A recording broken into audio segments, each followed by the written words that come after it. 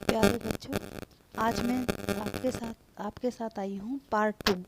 यानी कि हमने पिछली वीडियो में पढ़ा था कि भारतीय इतिहास के स्रोत उनको दो भागों में बांटा गया है, साहित्यिक और पुरातात्विक। तो हमने साहित्यिक में पढ़ा था और साहित्यिक को भी कितने भागों में बांटा है? 3 भागों में। जैसे कि धार्मिक साहित्य, धर्मेतर साहित्य और वंशावलियाँ। तो हमने धार्मिक साहित्य के बारे में पढ़ा। धार्मिक साहित्य में हमने ब्राह्मण और बौद्ध धर्म के बारे में पढ़ा था। और आज हम बच्चों पढ़ेंगे जैन साहित्य के बारे में। बच्चों, जैन साहित्य में सबसे महत्वपूर्ण है आगम। क्या है जैन साहित्य में? आगम सबसे महत्वपूर्ण है। आगम के अंदर क्या क्या आता है? देखिए, 12 अंग, 12 उपांग, 10 प्रकीर्ण, 6 छेदी सूत्र, 1 नंदी सूत्र, 1 अनुयोग द्वार व 4 मूल सूत्र। ये सब मिलकर क्या कहलाते हैं? आगम। क्या कहलाते हैं बच्चों? ये आगम कहलाते हैं। और इनकी ये आगम है, आगमों की रचना एक काल में नहीं हुई है। इनकी रचना 4वीं शताब्दी से 6वीं शताब्दी ईसा पूर्व, 4वीं शताब्दी से 6वीं शताब्दी ईसा पूर्व विभिन्न संगतियों के और विभिन्न व्यक्तियों के माध्यम से हुई है। और जैन साहित्य में जो आगम है, इनकी भाषा क्या है? प्राकृत भाषा है। भाषा कौन सी है? प्राकृत। अन्य जैन ग्रंथ भी हैं, जैसे कि कथाकोश, परिशिष्ट पर्वन, भद्रबाहु चरित्र। ये कई क्या हैं? ऐतिहासिक ग्रंथ है। तो आचारंग सूत्र एक ग्रंथ है, उसमें हमें क्या जानकारी मिलती है? जैन साधुओं के आचार व्यवहार के बारे में जानकारी मिलती है कि जैन साधुओं को किस तरह का आचार व्यवहार करना चाहिए, इसके बारे में हमको जानकारी मिलती है। अगला ग्रंथ है परिशिष्ट पर्वन। परिशिष्ट पर्वन से तत्कालीन राजाओं और जैन मुनियों से संबंधित जानकारी मिलती है कि उस समय के राजा कौन कौन थे और उस समय के जैन मुनि कौन कौन हुए हैं। एक है भद्रबाहु चरित्र नामक पुस्तक है। इसमें क्या होता है? जैन मुनि भद्रबाहु के साथ साथ ही मौर्य वंश के संस्थापक चंद्रगुप्त मौर्य के अंतिम जीवन की जानकारी मिलती है कि उनका जो अंतिम जीवन है, उनकी मृत्यु कहाँ पे हुई, किस तरह से उनकी मृत्यु हुई। तो इस बारे में हमें अच्छी सी जानकारी इस भद्रबाहु चरित्र से मिलती है। तो बच्चों, ये था धार्मिक साहित्य, जिसमें ब्राह्मण धर्म, जैन साहित्य और बौद्ध साहित्य के बारे में हमने पढ़ा। इनका मूल उद्देश्य हालांकि क्या था? धार्मिक था, लेकिन फिर भी हमें इनसे बहुत सारी ऐतिहासिक जानकारी मिलती है। इसलिए हमारे इतिहास को जानने की बहुत ही महत्वपूर्ण पुस्तकें हैं।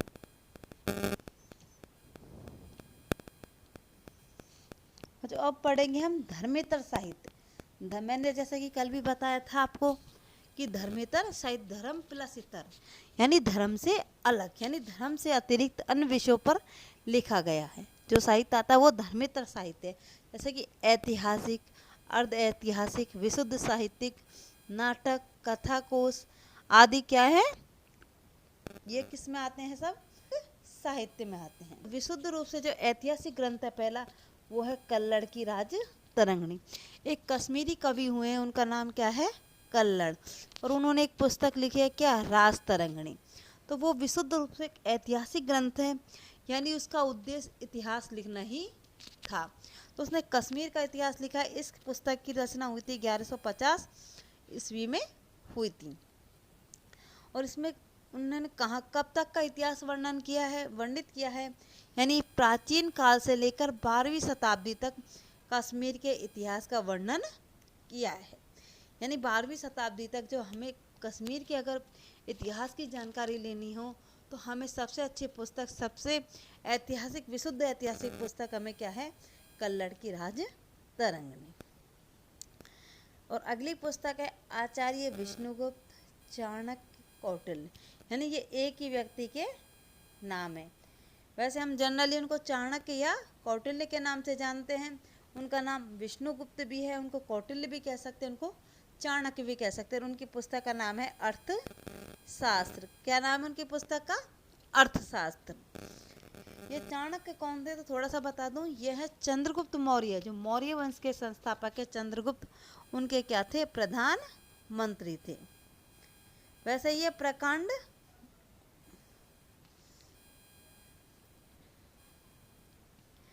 वैसे ये क्या है कि प्रकांड विद्वान थे, बहुत प्रकांड विद्वान थे। उन्होंने कौन सी पुस्तक लिखी?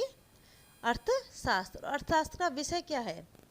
राज प्रबंध, अर्थव्यवस्था, सामाजिक व धार्मिक जीवन की जानकारी मिलती है। यानी उस समय के जो मौर्य वंश है, मौर्य काल है, तो उसका राज प्रबंध कैसा था, उस समय की अर्थव्यवस्था कैसी थी, सामाजिक व आर्थिक स्थिति कैसी थी, धार्मिक स्थिति कैसी थी, इन सब के बारे में हमें मौर्य काल की जानकारी प्राप्त करने के लिए अर्थशास्त्र की पुस्तक बहुत ही महत्वपूर्ण है।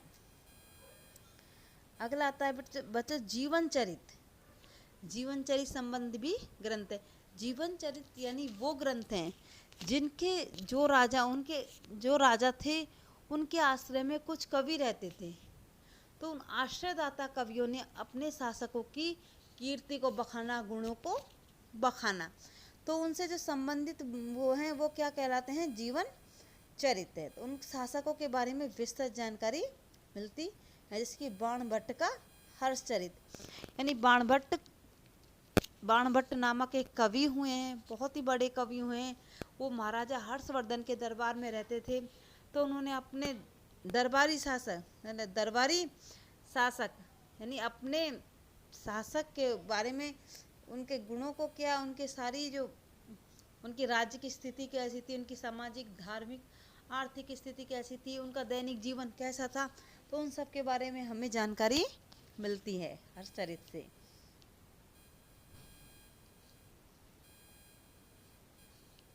अब है जयसिंह का कुमारपाल चरित्र। जयसिंह ये गुजरात के चालुक्य वंश के यहाँ कुमारपाल के आश्रयदाता कवि थे, तो इन्होंने अपने शासक के बारे में कुमारपाल चरित्र नामक एक ग्रंथ लिखा है। नयनचंद सूरी का हम्बीर महाकाव्य, ये रणथंभौर के शासक हम्बीर के बारे में नयनचंद ने हम्बीर महाकाव्य लिखा है। इस तरह पद्मगुप्त परमिल का नवसहंक चरित्र, इसमें सिंधु राज शासक है, उनके बारे में हमें जानकारी मिलती है। वल्लाल का भोज चरित्र है। जयानक का पृथ्वीराज विजय है। अब है विशुद्ध साहित्यिक ग्रंथ। तो विशुद्ध साहित्यिक ग्रंथ के अंतर्गत देखो क्या क्या आता है? नाटक, व्याकरण ग्रंथ, काव्य, कथा, साहित्य, कोश आदि की रचना की गई है।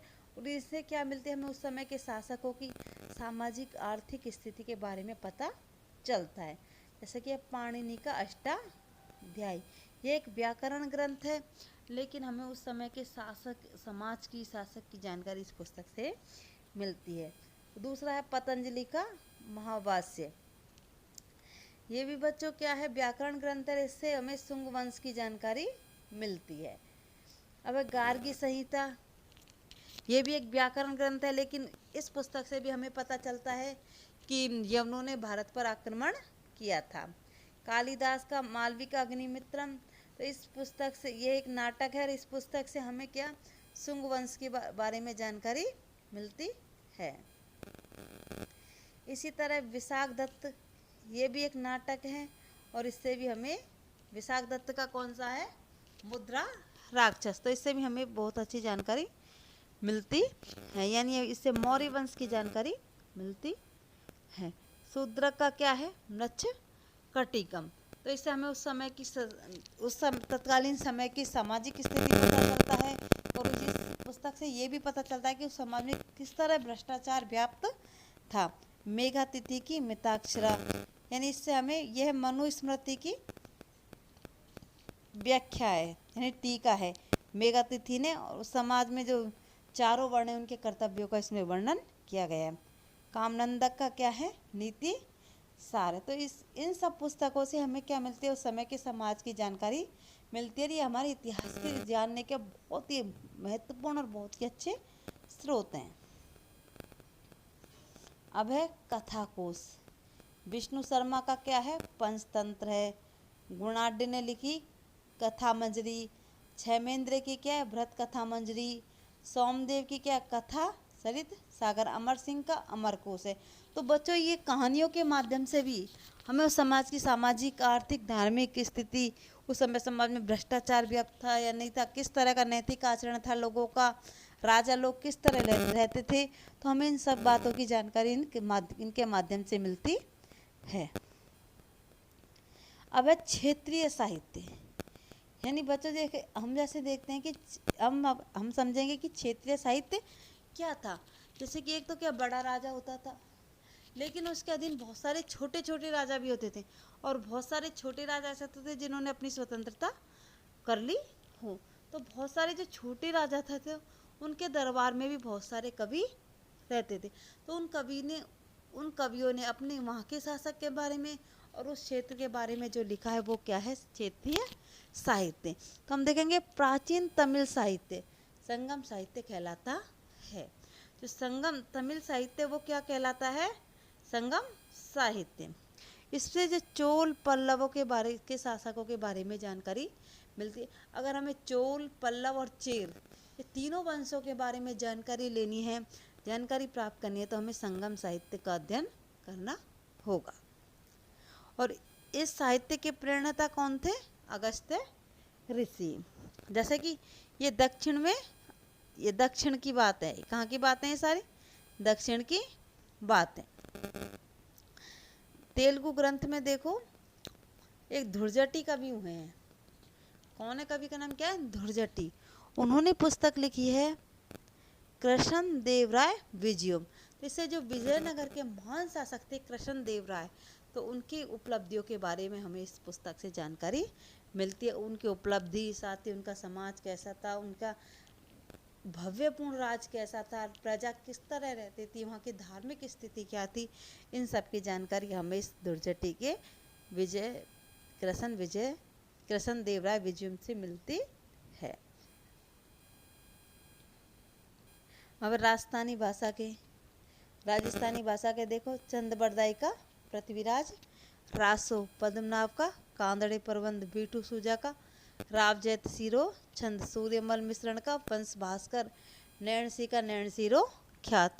बच्चों आप सभी हिंदी साहित्य के, इसलिए आपने सभी इन पुस्तकों के लेखकों और इनके बारे में जरूर पढ़ा होगा। अब है विदेशी विवरण। बच्चों देखो उस टाइम यानी प्राचीन साहित्य को अगर हम देखें तो विदेशियों का भी बहुत बड़ा हमारे लिए योगदान है, क्योंकि विदेशी हमारी भारत की वैभवता को और इसको सोने की चिड़िया ऐसे सुन के यहाँ बहुत सारे विदेशी घूमने आए और उन्होंने कुछ न कुछ अपनी पुस्तकों में लिखा है। प्राचीन काल से ही आ रहे हैं।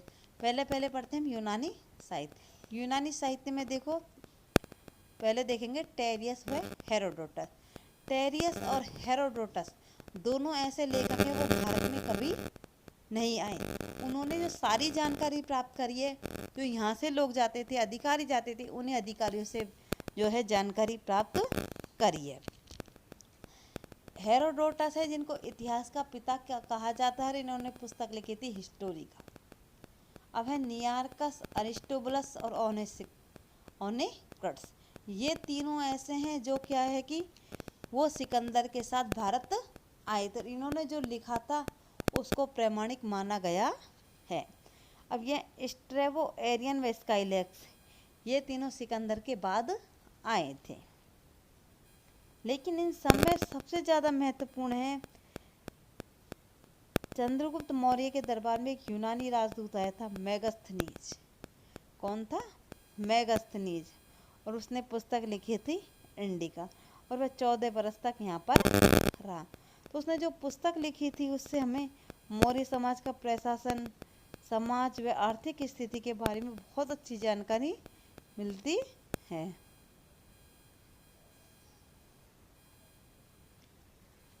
उस समय की स्थिति के बारे में जानकारी मिलती है।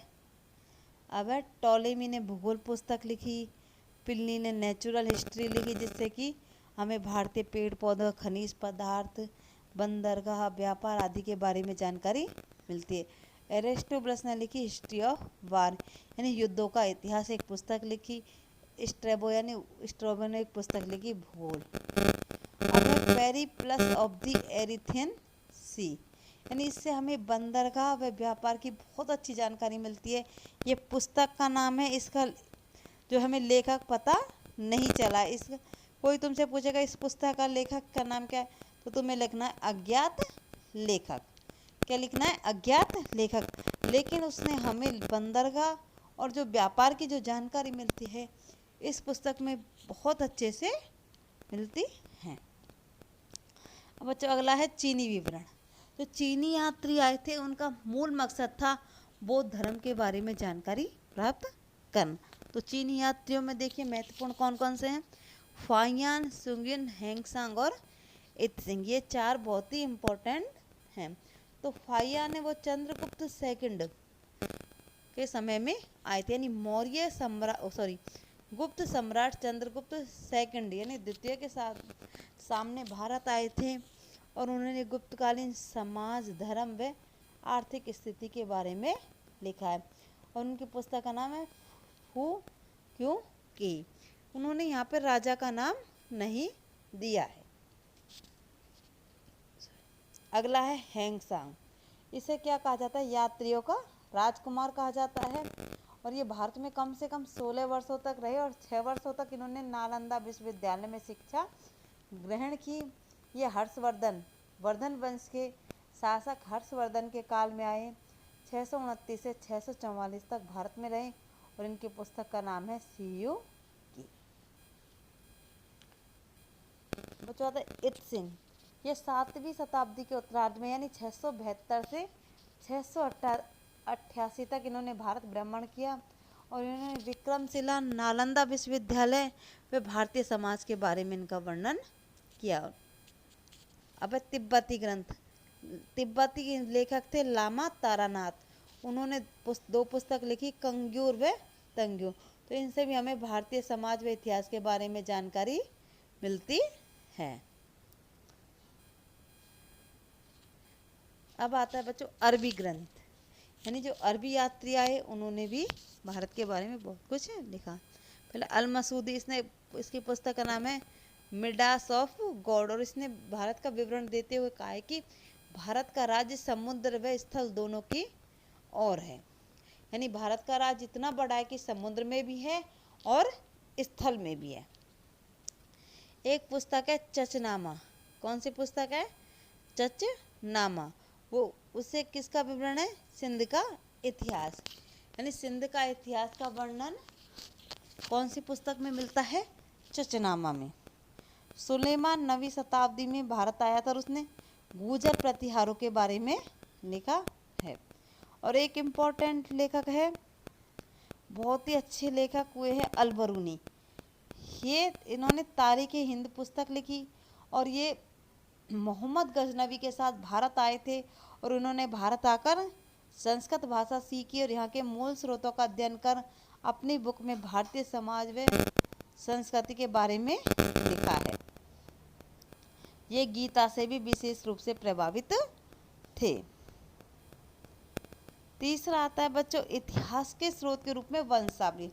हमने पढ़ा था धार्मिक साहित्य, धर्मेतर साहित्य और तीसरा क्या है? वंशावलियाँ।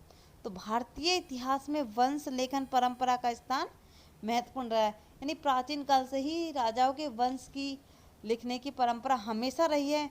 लेकिन कुछ लोग ऐसे हुए कि उन्होंने जन समूह का घर घर जाकर भी लोगों से, हर जाति का, चाहे किसी भी जाति का हो, उन सबसे उनके पूर्वजों के बारे में पूछा कि तुम्हारे पूर्वज कौन थे। यानी आदिकाल से लेकर और जिस मनुष्य से पूछा उस तक का पूरा इतिहास लिखा है। हस्तलिखित यानी हस्तलिखित पोथियों में लिखा है। तो इसमें बताया कि व्यक्ति के इतिहास को शुद्ध रूप से सहेज कर रखने की प्रणाली है। ये एक ऐसी परंपरा जिसमें वंशावली लेखक हर वर्ग के घर घर जाकर प्रमुख लोगों की उपस्थिति में उसके पूर्वजों की ऐतिहासिक, सामाजिक व धार्मिक घटनाओं की जानकारी लेता है और हस्तलिखित पोथियों में कहाँ पे अंकित करता है, जिससे उसकी जानकारी मिलती है कि हमारे पूर्वज कौन थे। तो जैसे कि वो पंडे आते हैं, वो थे रागा, बतवा, ये बहुत सारी जातियाँ थी जिनका काम क्या था? इनको लिखना था। बच्चों अगर कोई इस वीडियो में आपको कोई कमी दिखी, कुछ समझ में ना आया हो तो कमेंट बॉक्स में आप कमेंट करके मुझे बता सकते हैं कि मैडम हमें ये समझ में नहीं आया है, तो मैं आपको ज़रूर उसके बारे में बताऊंगी। और बच्चों हम कल पढ़ेंगे पुरातात्विक व पुरालेखीय स्रोतों के बारे में। धन्यवाद।